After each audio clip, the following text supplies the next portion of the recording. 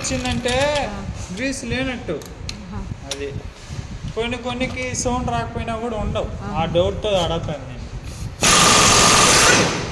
ఇది ఫ్రెండ్స్ వరుస.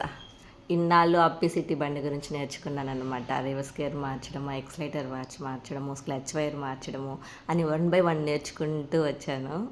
ఇంక నుంచి ఈ బండి గురించి నేర్చుకోవాలా. అంటే ఇప్పుడు ఈ బండి ఏమి రిపేర్ లేదు, కొత్త బండి కదా, సర్వీస్కి పెట్టాను అనమాట. సర్వీస్కి పెడితే ఇంక స్టెప్ బై స్టెప్ దీని గురించి కూడా నేర్చుకుందాము. నేర్చుకుంటేనే కదా ఫ్రెండ్స్ మనము చిన్న చిన్న పనులకు కూడా మెకానిక్ షెడ్కి వెళ్ళకుండా ఉండాలి. అంటే ఇలాంటివన్నీ చిన్న చిన్నవన్నీ నేర్చుకుంటూ తెలుసుకుంటూ ముందుకెళ్ళాలన్నమాట. పైగా ఒక పని చేయాలి అనుకున్నప్పుడు దాని గురించి ఎంతో కొంత నేర్చుకోవాలి కదా ఫ్రెండ్స్. అందువల్ల ఇన్నాళ్ళు అప్పిసిటీ బండి గురించి నేర్చుకుంటూ ఉన్నాను. కాకపోతే అది సెకండ్ హ్యాండ్ బండి కొనుక్కున్నాను అనమాట. దాని గురించి ఎత్తుపల్లాలన్నీ పడి లేసేసాను. అందువల్ల అంటే ఇలా ఇంకొక బండి వచ్చినప్పుడు కొంచెం దాంట్లో తెలుసుకోవాలి. సెకండ్ హ్యాండ్ బండిలో కొంచెం ఎక్స్పీరియన్స్ కూడా వస్తుంది కదా అనేసి అని సెకండ్ హ్యాండ్ బండి అప్పుడు కొనుక్కున్నది. సెకండ్ హ్యాండ్ బండి కొనుక్కున్నా. దాన్ని కొనుక్కున్న దానివల్ల నాకు చాలానే తెలిసి వచ్చిందనమాట.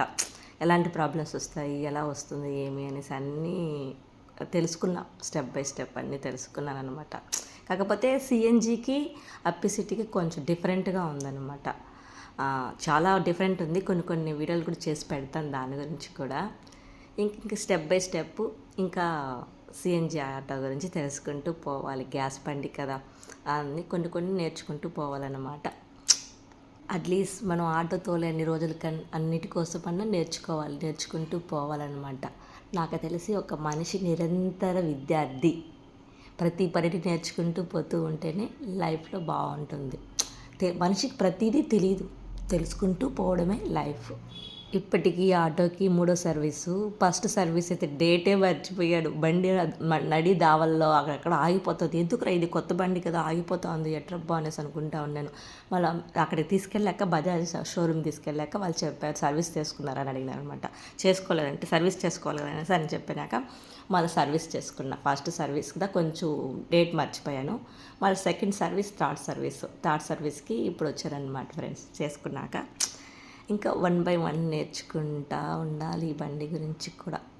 ఎక్సలైటర్ వైర్లు కానీ ఎక్కడ ఉన్నాయి, రివర్స్ గేర్ వైర్లు ఎక్కడుంటాయి, క్లచ్ వైర్లు ఎక్కడుంటాయి అనేసి అన్నీ ఒకటి తెలుసుకుంటూ పోవాలి. ఇంకా దీనికి వైట్ టైర్లు ఎలా మార్చుకోవాలి అనేసి అన్నీ తెలుసుకుంటా పోతూ ఉంటే మన ఆటో తోలేంత వరకు మనకు ఉపయోగపడాలంటే కొన్ని నేర్చుకోవాలి. ఫ్యూచర్లో ఒక మెమరీస్ కూడా ఉంటుందన్నమాట. ఒక వయసు అయిపోయినాక ఆటో ఇలాగంతా మనం నేర్చుకున్నంత వల్ల ఒక స్వీట్ మెమరీగా నింపుకోవడం కోసం కూడా నేను ఇలా వీడియో తీసుకొని యూట్యూబ్లో పెట్టుకుంటూ ఉంటానన్నమాట.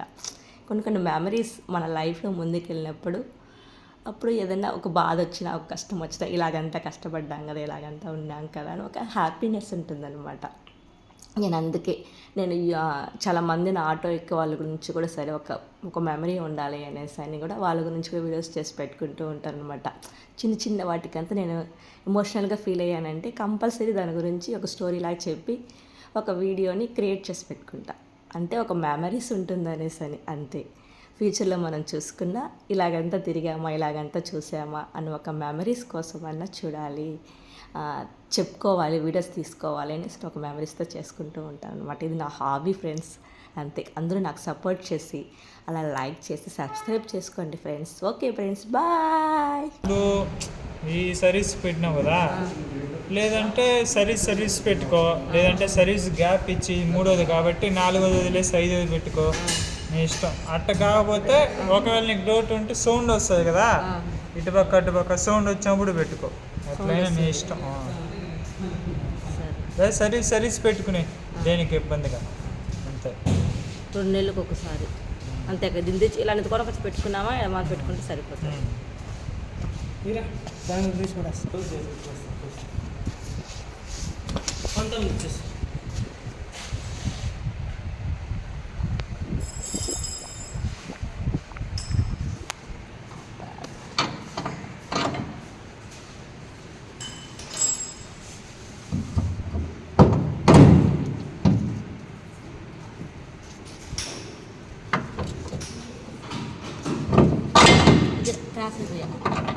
హ్యాండ్ బ్రేక్ అయిపోక టైట్ చేసాం, మీకు ఇబ్బంది కదా. Thanks for watching.